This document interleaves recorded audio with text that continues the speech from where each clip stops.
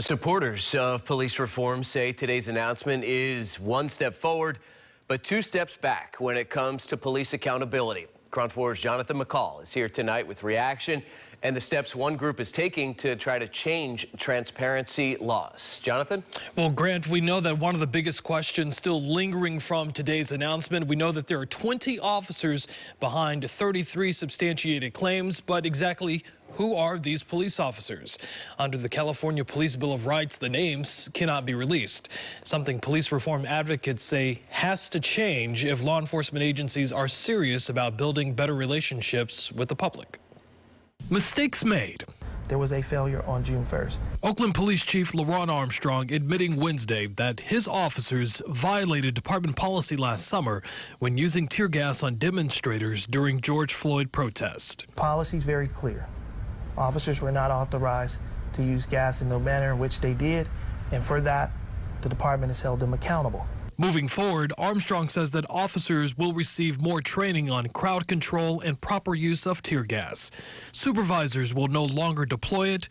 Smaller gas deployment teams will be used, and all of it must be approved by top leaders.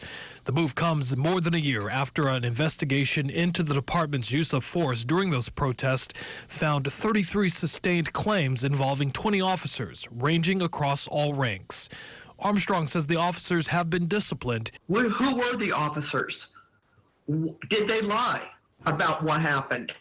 Were they disciplined? What was the discipline? Was it a slap on the wrist or was it a suspension? Rashida Greenidge is with the Coalition for Police Accountability and says today's news raises even more questions. The public has to know that there will be consequences for the department and for the officers.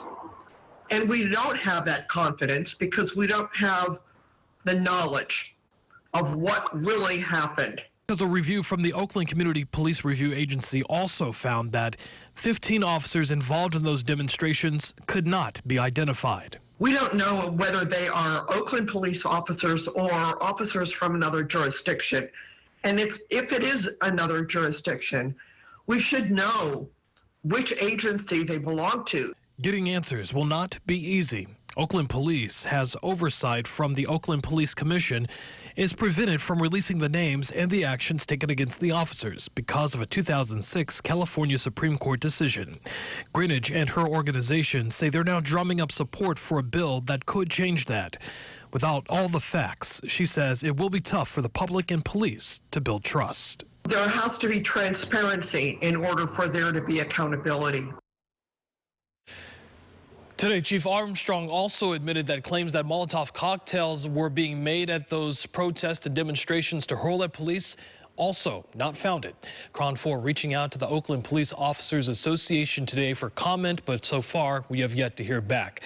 The officers involved can still challenge the actions against them during a review board hearing that could come at any time. Chief Armstrong says he plans to provide more details on these actions at the next Oakland Police Commission meeting.